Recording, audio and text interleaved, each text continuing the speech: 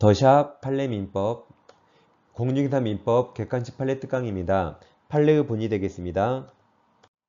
여러분 안녕하세요. 부동산 부투칠성 김하인쌤입니다. 국내 최초, 국내 유일한 민법 객관식 판례 특강 더샵 판례 민법 시간입니다. 이 시간에는 33강을 진행하겠습니다. 구독, 좋아요 꼭 누르시면 바로 합격합니다. 판례집을 구입하실 분은 아래 사항을 참고하세요. 이 시간에는 계약 강론에서 제2절 임대차를 공부하겠습니다. 먼저 임대차 효력을 공부하겠습니다. 자, 1번은 먼저 밑에 하단에 여기 읽어보세요. 자, 가백에 나대지가 있는데 나대지를 우리 임대차했습니다. 건물 지을 목적으로 20년 임대차에서요. 그리고 우리 지상이 건물 지으면 토지는 갑소유인데 건물은 을소유죠. 그럼 임대차는 대항력 있습니까? 지금 임대차 등기하지 않았죠? 그래서 원칙 대항력 없기 때문에 갑이 병에게 토지를 팔고 등기하면 새로운 소유자 병이 을에게 철거 청구하면 을은 철거해야 됩니다. 왜냐하면 을은 갑과 맺은 20년을 제3자 병에게 대항할 수 없기 때문에 병은 철거 청구할 수 있고 을은 철거해야 됩니다. 그리고 을은 손해를 갑에게 청구하고 철거해야 됩니다. 이렇게 내버려두면 건물이 다 없어지니까 622조에서 자, 우리 건물의 소유권 보존 등기하면 토지 임대차가 대항력이 생겨서 을은 갑과 맺은 20년을 제3자 병에게 대항할 수 있습니다. 그래서 병은 을 건물을 철거 청구 못하게 막아주는 게 622조입니다. 그래서 그게 위쪽에 기억입니다. 자, 기억이 622조입니다. 자, 기억. 을이 토지 임대차를 임대차 등기하면 621조 등기죠. 이 등기하면 대항력이 생깁니다. 그런데 등기하지 않더라도 그 지상, 자, 동그라미 쳐요. 건물을 등기 동그라미. 이게 622조. 건물을 등기한 때 제3자에 대해서 토지에 동그라미 쳐요. 토지 임대차 효력이 생깁니다. 기억이 622조입니다. 니은이 대법원 판례인데 다시 아래 그림 보세요. 자, 우리 보존 등기에서 병에게 대항을 내면 이 보존 등기가 더 빨라야 됩니다. 근데 만약에 병이 먼저 소유권 등기했어요. 그리고 나서 우리 건물의 보존 등기에서 대항력 취득하면 순서가 병 등기보다 늦었죠? 그때는 병에게 임대차 효력을 대항할 수 없습니다. 병에게 대항을 내면 병 등기보다 을의 보존 등기가 더 빨랐어야 돼요. 그래야 병에게 대항할 수 있습니다. 이게 대법원 판례고 이게 전 니은 보세요. 니은. 을이 그 지상 건물을 등기하기 전에 제3자가 병이죠. 병이 그 토지에 관해서 소유권을 먼저 취득한 경우 을이 그 지상 건물을 등기하면 이미 늦었어요. 그 제3자에 대해서 임대차 효력이 이제 생기지 않습니다. 이때는 대항할 수 없습니다. 병 등기보다 을의 보존 등기가 더 빨랐어야 대항할 수 있습니다.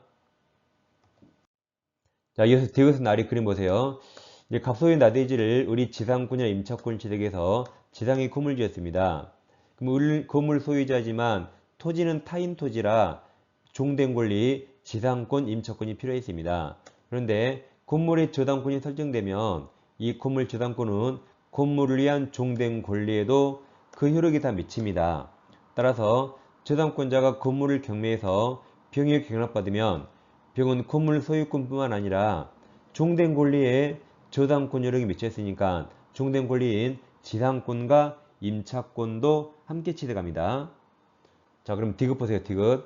우리 건물에 설정한 저당권이 실행, 경매돼서 병이 그 소유권을 취득한 경우 특별한 사정이 없는 한 을의 자 동그라미 쳐요. 토지 임차권 동그라미. 그럼 종된 권리도 경락인 병에게 된다는 거죠. 디귿도 틀렸습니다. 그래서 지금 니은과 디귿 틀렸죠? 자, 리을 보세요. 리을. 만약 갑에게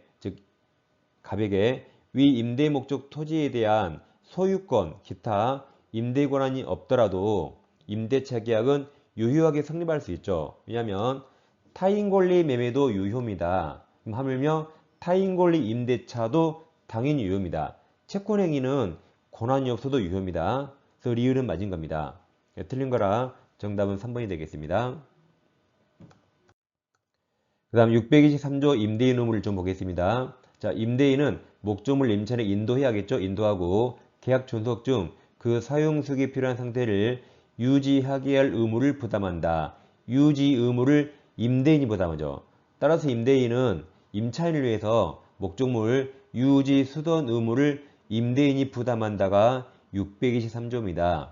이처럼 수선 의무를 임대인이 부담하는데 단 그러더라도 매우 사소한 것은 인간적으로 임차인이 해야겠죠. 이건 임대인이 해주지 않습니다. 자, 그리고 이 방금 본 623조는 임의규정이라 반대 특약 가능합니다. 그래서 우리끼리는 유지 수선 의무를 임차인이 부담한다고 약정해도 그 약정 유효입니다. 그럼 이 약정하면 임차인이 직접 유지 수선해야 되죠. 이렇게 임차인이 해야 되는데 단 그러더라도 대규모 수선은 여전히 임대인이 해줘야 됩니다. 그래서 교통정리 잘하세요. 다시 첫 번째 1번 유지 수선은 원칙 임대인이 부담한다가 623조인데 그러더라도 매우 사소한 건 임차인이 부담합니다. 다시 1번 임대인이 부담한다는 623조는 임의규정이라 아래처럼 반대특약 가능합니다. 그래서 임차인이 부담한다는 약정 유효가 돼요. 그럼 임차인이 부담해야 되는데 단 그러더라도 대규모 수선은 여전히 임대인이 부담해야 됩니다. 교통정리 잘하세요. 자, 146페이지 2번 문제입니다. 민법상 임대차 설명 잘못된 겁니까? 그럼 동그라미 1, 2, 3 3개 다 묶으세요. 1번이 아까 623조입니다. 임대차 계획에 있어서 임대인은 임차 목적물을 계약 존속 중 사용 속에 필요한 상태를 유지하게 할 의무를 부담한다가 623조입니다. 2번 임차 목적물에 파손 또는 장애가 생긴 경우 그것이 임차인이 별 비용을 들이지 않냐고도 손쉽게 고칠 정도의 동그라미죠. 사소한 것 동그라미 사소한 것이어서 임차인은 사용 수익을 방해할 정도의 것이 아니라면 임대인은 수선 의무를 부담하지 않는다. 맞습니다. 사소한 건 임차인이 부담한다. 3번 임대인의 수선 의무는 특약에 의해서 이를 면제하거나 임차인 부담으로 돌릴 수 있으나 여기까지 맞았죠? 이는 통상 생길 수 있는 파손 수선 등 소규모 수선에 한한할 것이고 대파손술이 건물 주요 구성물에 대한 대수선 등과 같은 동그라미죠. 대규모 수선 동그라미 이는 이가 특약에 포함되지 않냐고 여전히 임대인이 수선 의무를 부담합니다. 다 맞았습니다. 자, 4번 통상의 임대차 관계에 있어서 임대인은 임차인 안전을 배려하여 주거나 도난을 방지하는 등 보호 의무 동그라미죠. 보호 의무를 원칙 부담하지 않죠. 설마 임대인이 임차인 잠잘 때 배려하거나 도난을 방지하도록 불침번 씁니까? 그런 거 아닙니다. 원칙 임대인은 보호 의무를 부담하지 않습니다. 그 뒤가 예외입니다. 예외. 일시 사용을 위한 임대차 해당하는 숙박계약에 있어서는 숙박업자는 투숙객에 대한 안전을 배려해야 할 보호 의무를 예외적 부담한답니다. 즉 숙박계약에서는 고객은 숙박업소 정보를 전혀 모릅니다. 따라서 이때는 예외적으로 숙박업자가 투숙객, 고객에 대한 안전을 보호 의무가 있다가 팔립니다. 그래서 원칙 예외를 잘 기억하세요. 정답은 4번이고 자 5번입니다. 임대차 종료 시 임차인이 동식 한병권에 의해서 정당한 권한이 있죠. 목적물을 사용 수익하는 경우 이건 불법점이 아니죠. 그래서 그때 임대인이 임차인에게 불법점을 이유로 손해배상 책임을 물을 수 없지만 차임상당 동그라미 차임상당에 부당이득 더 넘쳐요. 부당이득 판화는 청구할 수 있습니다.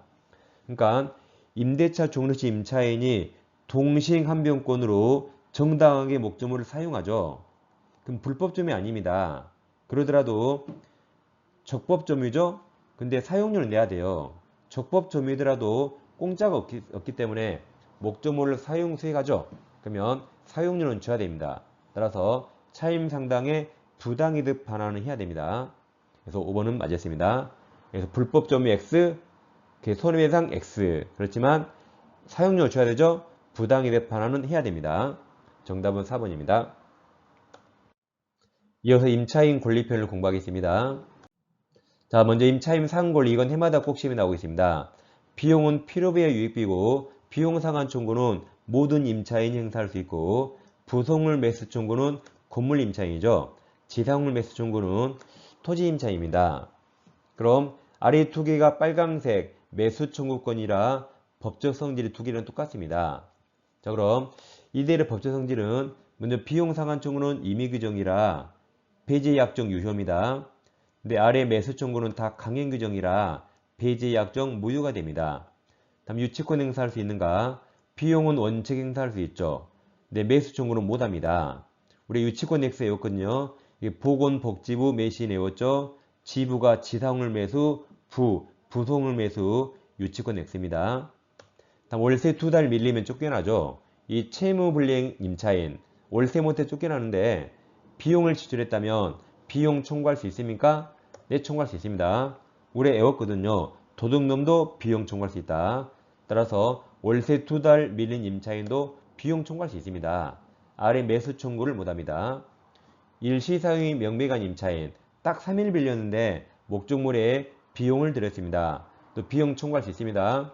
고민하지 마세요. 외웠잖아요. 위쪽에. 도둑놈도 비용 청구할 수 있다. 네, 매수 청구를 못합니다. 행사기간은 비용은 6개월이라고 정했는데 매수 청구는 특별한 기획안 규정 없습니다. 저희들은 시험에 꼭 나오니까 두 개가 정반대죠. 반드시 외우셔야 됩니다. 자, 148페이지 1번입니다. 임대차 설명 옳은 거죠? 1번. 임차인의 비용 상한 청구권 임의 규정이죠? 이거에 관한 민법 규정과 당사자가 다른 약정 유효, 약정한 경우 그 약정이 임차인에게 불리한 것이더라도 유효합니다. 임의 규정이라 반대 약정 유효입니다. 2번. 임대인이죠? 임대인 규칙 사이로 임대차 계약이 해지되었더라도 임차인은 원상회복 의무는 부담합니다. 대신 손해배상을 청구합니다. 다시 임대인 잘못으로 임대차가 해지됐죠. 그럼 임차인이 100억짜리 건물이라면 100억짜리 건물 임차인이 먹어버립니까? 그게 아니라 원상회복 돌려줘야 돼요. 대신 손해배상을 청구합니다. 두 개를 잘 비교하세요. 3번 임대차 계약에서 임차인은 임대인 승인하에 개축 또는 변조할 수 있으나 부동산 반환기일 전에 임차인이죠? 임차인 부담으로 그 다음에 동그라미 쳐요. 원상복구 동그라미 원상회복하기로 한다라고 약정 동그라미 약정한 경우 이게 비용 상한 청구 포기 약정 유효입니다. 그래서 이는 임차인이 임차 목적물에 지출한 각종 유익비 비용이죠. 비용 상한 청구권을 미리 포기하기로 한 취지의 특약이라고 범위 상당해서 이 특약 유효, 임의 규정 유효입니다. 4번 임차인 임차 건물 부분에서 간이 은식점을 경영하기 위해서 간판에 더 넘쳐요. 간판을 부착하였다면 임대차 종료 시 임대인에 대해서 간판 설치를 위한 유익비 아니죠. 유익비 상한 청구권 행사할 수 없습니다. 정답은 3번이었고 틀렸어요. 그러니까 유익비는 객관적 가치 증가가 있어야 돼요. 근데 간판은 임차인에게만 필요하고 건물 자체에 객관적 편익하고 상관없습니다. 그래서 이것은 원상회복이 할 대상이고 유익비 청구 못합니다. 5번은 아직 우리 시험에 안 나오는데 주택관리사에 나왔습니다. 5번 유익비 상한 범위를 판단할 때 임대인은 다음 누구 선택일까요? 임차인 선택이 아니라 임대인 자신 선택입니다. 임대인 선택에 따라 지출한 금액이나 가치 증가액을 상환해야 된다. 임대인 선택이에요. 정답은 3번이었습니다. 그 다음 부속물 매수 청구를 공부하겠습니다. 646조 보세요. 먼저 여기서 부속물이란 독립성이 있는 겁니다. 독립성이 없으면 부합물이에요. 따라서 부속물 매수 청구는 독립성이 있어야 가능하고 임차 물건의 구성 부분이 됐다. 이게 독립성이 없단 말이죠. 이때는 매수 청구 못합니다. 다음 부속물은 건물 자체에 객관적 편익이 있어야 돼요. 따라서 오로지 임차인의 특수 목적이만 필요하다. 이것은 객관적 편익이 없어서 매수 청구 못합니다. 그래서 부속물이 이게 시험에 제일 잘 나오니까 외워됩니다. 우리가 책을 속독합니다. 속독편 외우세요. 속독편 구성 부분 X, 특수 목적 X가 됩니다. 자, 148페이지 2번입니다. 다음 부속물 매수 청구권 설명료 틀린 겁니다. 자, 기억은 부속물 매수 청구 강행 규정이죠. 따라서 이 폐지 특약은 임차인에게 불리한 것으로서 무효 맞습니다. 강행 규정 위반 무효. 무효에 동그라미 치세요. 니은 일시사용 동그라미. 일시사용을 위한 임대차에 인정되지 않는다고 그랬죠?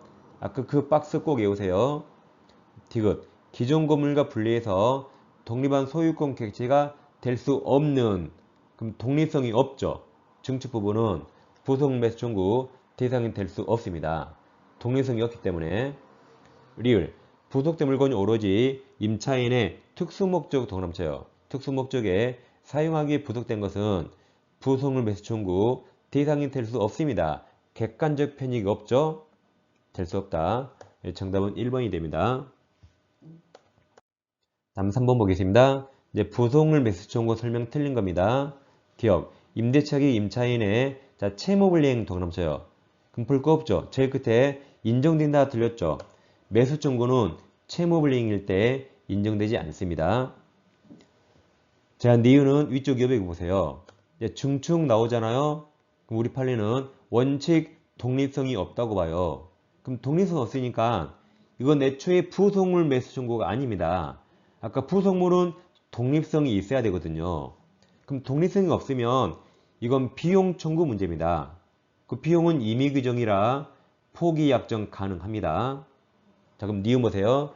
건물 임차인이 자신 비용으로 중축 동그라미. 그럼 중축은 원칙 독립성 없어요.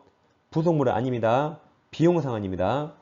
다시 중축한 부분을 임대인 소유로 기속시키기로 약정, 이 약정 유효죠. 임의규정 유효. 약정하였다면 특별한 사정이 없는 한 이는 강행규정 아니에요. 임의규정입니다. 그래서 강행규정에 반하여 무효 아닙니다. 이건 임의규정이에요. 아니므로 임차인의 부속물 매수 청구 인정되지 않습니다. 이건 애초에 증축은 부속물이 아니에요. 애초에 증축은 부속물이 아니다. 비용 상환 문제고 이건 임의규정입니다. 니은은 완전히 틀렸어요. 어떻게 뭐 고칠 수가 없네요. 갖다 그냥 버려야 됩니다. 자, 디귿. 임차인 지위가 전전 승계된 경우 특별한 사정이 인정되지 않는 한 종전 임차인 지위를 승계한 동그라미 쳐요. 현 임차인 동그라미.